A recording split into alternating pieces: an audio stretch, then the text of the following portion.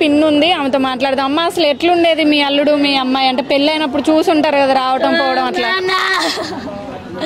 నా బిడ్డ చేయదు, నా బిడ్డ ఒక బంగారం,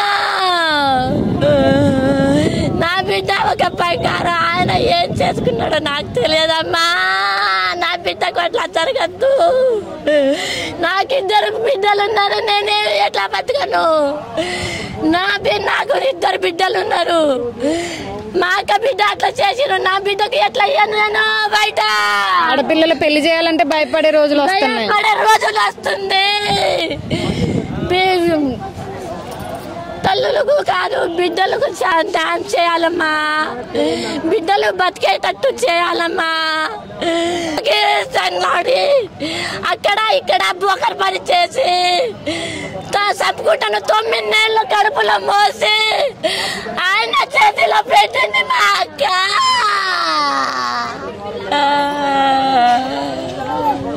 ఏం చేయాలమ్మా? నాకే ఒకటే బిడ్డ. మా అక్క ఎప్పుడు కొట్టలే, మా అక్క బిడ్డకు 5 ఏళ్ళకి ఎప్పుడు ఇట్లా కొట్టలే. ఓ చిన్నమ్మా ఎట్లా ఉన్నావు అని అడిగి నేను ఫోన్ చేసిన ఒకడు.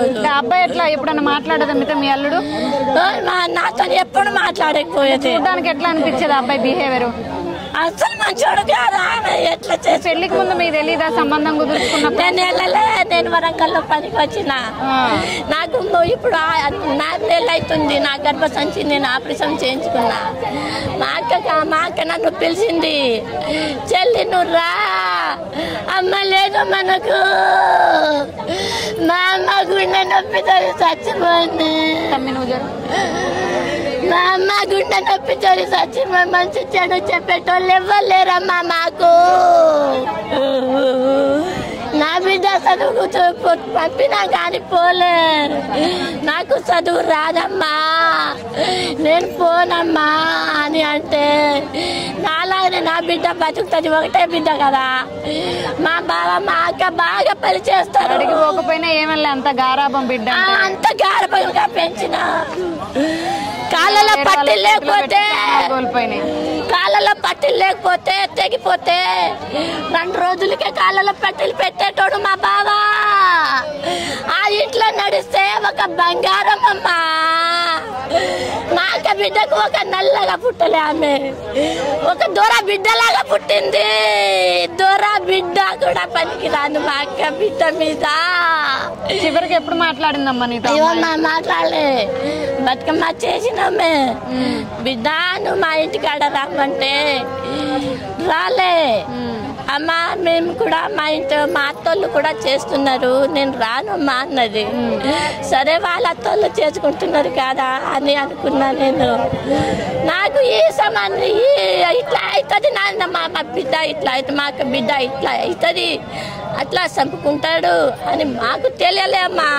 అసలు అంతమంది ఏమైనా గొడవలు ఉన్నట్టు చెప్పిందా అమ్మ ఎవరికైనా? ఎవ్వరికి చెప్పలే అమ్మా, ఎవ్వరికి చెప్పలే అమ్మా. ఆమె ఎట్లా అనుకున్నదో ఎట్లా అనుకున్నదో అమ్మా. ఆమె మాయ మాటలు ఎట్లా నమ్మిందమ్మా నా బిడ్డ. ఆమె చదువుకుంటే తెలుస్తుంది మా బిడ్డకు. తీసుకెళ్ళిపోయాడు అంట కదా, బంగారం మొత్తం తీసుకుపోయాడు.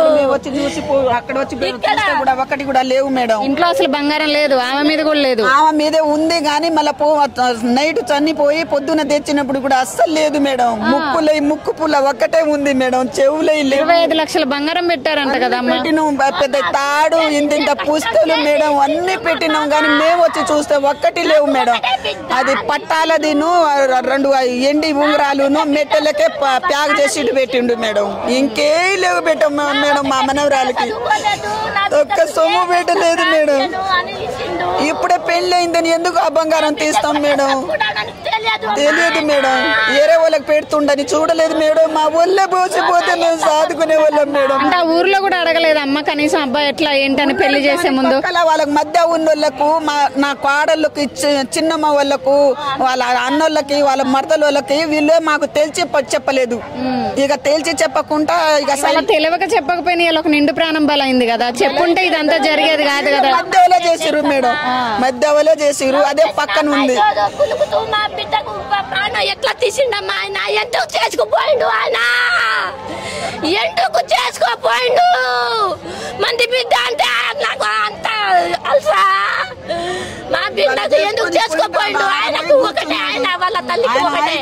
మా మనవరాలు పోయింది కదా, మా మనవరాలు మా కడుపు కాలిపోయింది కదా, మాకు కనపడట్లేదు. ఈ 2 రోజుల నుంచి మా కంటి నిద్ర లేదు, మాకు తిండి లేదు, ఏం లేకుండా కనపడకుండా పోయింది కదా మేడం. మేము ఏం చేయము.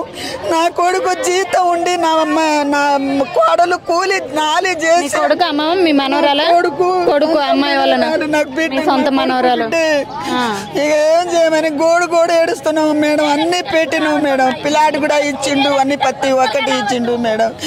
కానీ నా మనవరాలకు జరిగినంత ఈ లోకంలో ఆడపిల్లలకు ఎవరికి జరగకూడదు. దయచేసి మీరు అన్ని ఆలోచించి ఆడపిల్లలకు దయచేసి ఇవ్వండి మేడం. కనీసం ఎంక్వైరీ చేసి చేయలేదా? ఫస్ట్ మా కొడుకు మా కోడలు చెప్పిందిగా మేడం, అన్ని చెప్పారు కదా పొద్దున్న. ఫస్ట్ ఏమని అనుకున్నాం ఆ పిల్లోడి గురించి, ఇంకా ఇట్లా అని అనుకున్నాం. లక్ష్యం ఎంతో ఇచ్చినంట మేడం. సరేలేమని అనుకున్నాం. మధ్యాహ్నం కొద్దిగా ఏదో వాళ్ళకు రాంగ్ వచ్చింది, వద్దనుకొని అసలు ఏమని అనుకున్నారు. మా కొడుకు కోడలు హైదరాబాద్ పోయిర్రు. అక్కడ నుంచి మళ్ళా సైలెంట్గా ఈ మధ్యాహ్నం వాళ్ళు కొద్దిగా దగ్గర చేసిరు. అయినా వద్దని అనుకున్నారు మేడం. తర్వాత మళ్ళీ ఎందుకులే, మళ్ళీ మన కాలు కిందనే వస్తుండు కదా, అయ్యేవచ్చు అయ్యని చేయవచ్చు అని మళ్ళా చెప్పేసరికి కొద్దిగా దగ్గర అన్ని మర్చిపోయినా మాకు ఏరే వాళ్ళు లేరు, అది ఇది అని చెప్పేసరికి ఇక 25 లక్షలు అనుకున్నాం. దాంట్లోనూ సొమ్ము సమానం. వాళ్ళ అత్తకు ఒక తులం బంగారం అనుకున్నాం.